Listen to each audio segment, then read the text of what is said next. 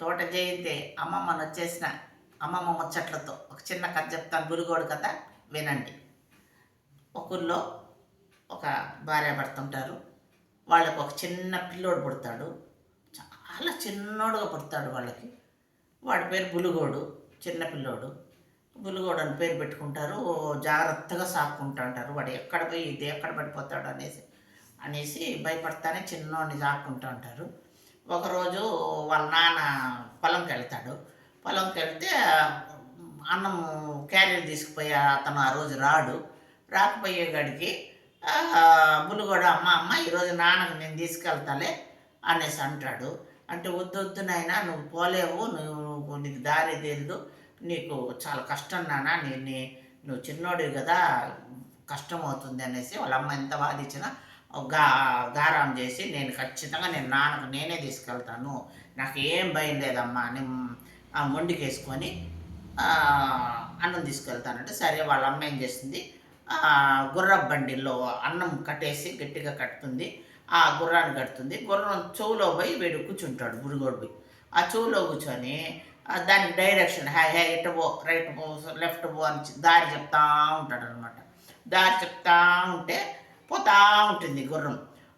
కొంచెం ఒక ముగ్గురు దొంగలు అట్టే వెళ్తా చూస్తారనమాట. ఇదేంటి బండిలో మనిషి లేదు, గుర్రం ఏమంటే గుర్రం కరెక్ట్గా పోతా ఉంది దారిలో, ప్రతి టర్నింగ్ కానీ అన్నీ బాగా పోతా ఉంది. ఇదేం బలి వింతైన గుర్రంగా ఉంది. ఆ గుర్రం చెవులో ఉండే బులుగోడు చెప్తా అంటే పోతా ఉందని వాడికి తెలియదు అనమాట. కనపడ్డు వాడు బులుగోడు. అందువల్ల వీళ్ళకి ఆశ్చర్యం వేస్తుంది. ఇట్లాంటి వింతైన గుర్రం ఉంటే మనకు చాలా బాగుంటుంది దొంగతనానికి. ఎలాగైనా మనం ఈ గుర్రాన్ని దొంగలు చేయాలని చెప్పి ఆ బండితోనే వెనకాలే ముగ్గురు దొంగలు కూడా పోతారనమాట. పోయేగాడికి వాడు ఇంకా వాళ్ళ నాన్న దగ్గర పొలం కాడికి పోయి, నాన్న నీకు అన్నం నేను తెచ్చినాననే కాడికి వాళ్ళ నాన్న క్యారీ చేసుకొని బులుగొండ తీసుకొని ఇద్దరు భోజనం చేసుకొని కొంచెం పడుకుంటారు. గుర్రాన్ని ఎత్తి చెట్టు కింద కట్టేసి పడుకుంటారనమాట. ఆ కొడుకు తండ్రి పడుకునేగాడికి ఈ దొంగలు ఏం చేస్తారు, వాళ్ళు పడుకొని చూసుకొని ఈ గుర్రాన్ని దొంగలించుకొని తీసుకెళ్ళిపోయినాక ఈ పులుగొండ నిద్ర లేసినాక గుర్రం ఎక్కడుందని చూస్తే గుర్రం ఉండదు. నాన్న నాకు గుర్రం కనబట్టం లేదు నాన్న అంటే, అయ్యో ఎక్కడ పోయిద్దరా, అక్కడే ఉంటుంది చూద్దాం ఉండు అని చెప్పి వాళ్ళ నాన్న కూడా వెతుకుతారు. వెతికితే ఎక్కడ కనపడకుండా ఓహో ఏడుపు, నా గుర్రం నాకు కావాలి, నా గుర్రం నాన్న నేను ఎక్కడైనా వెతికి తెస్తాను రా, నువ్వు ఉండరా అంటే, నాన్న నేను ఎత్తుక్కొని నా గుర్రాన్ని నేను తెచ్చుకుంటానంటే, వద్దు నాయనా నువ్వు ఎక్కడికి పోవద్దు, నువ్వు ఎక్కడన్నా ఎవరైనా తొక్కేస్తాను, నేనే జాగ్రత్తగా పోవాలి, వద్దుంటే అట్లా కాదు నాన్న నేను వెళ్తాను అంటాడు. సరే నేను పోయి నేను వెతుకుతాను. వాళ్ళ నాన్న ఒక తట్టు పోతాడు, వీడు ఒక తట్టు వస్తాడు. బుల్లిగోడు పోతా ఉంటాడు అనమాట. ఏడుస్తా నా గుర్రం కావాలని ఏడ్చుకుంటా పోతా ఉంటే ఇంత లోపల దారిలో ఒక తేలు వస్తూ ఉంటుంది. వస్తూ ఉంటే బులిగోడ ఎక్కడికి పోతాండవు, ఏడుస్తా పోతాండవు, ఏమైంది నీకు అని తేలు అడుగుతుంది అనమాట.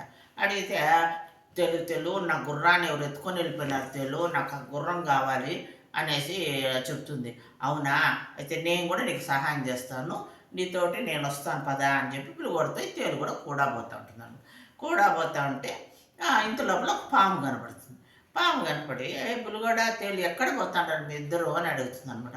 ఈ మారి నా గుర్రం దారిపోయింది పాము, అందుకనేసి నేను దాన్ని వెతికేదానికి అంటే, అయితే నేను వస్తాను, నీకు ఏదైనా సహాయం ఉంటుందనేసి పాము కూడా పులిగొడతో కూడా వస్తూ ఉంటుంది అనమాట. వస్తూ ఉంటే ఒక పెద్ద గుండ్రాయి కూడా దొల్లుకుంటూ వస్తాను. ఏమి అందరు ఎక్కడికి వెళ్తున్నారు మీ ముగ్గురు అనేసి గుండ్రాయి అడిగితే ఈ మా గుర్రం దారిపోయిందంట, బులిగోడు గుర్రము, దాన్ని వెతికేదానికి వెళ్తున్నామంటే, అయితే నేను కూడా ఏదైనా సహాయం చేస్తాను బులిగోడికి, నేను వస్తానని చెప్పి గుండ్రాయి కూడా వస్తుంది. గుండ్రాయి, తేలు, పాము, బులిగోడు నలుగురు వెతకడానికి వెళ్తారనమాట. వెళ్ళి ఒక చోట ఈ ఎట్లా చేసేదని చెప్పి ఒక చెట్టు ఎక్కి నుండి నేను చూస్తానని చెప్పి పాము వచ్చి చెట్టు పైకి ఎక్కి తొంగి అంతా చూస్తే ఒక ఇంటి ముందర కట్టుంటారనమాట. కట్టుంటే బులిగొడ అక్కడ కట్టుంటారు గుర్రాన్ని అని చెప్పి చెప్తుంది పాము.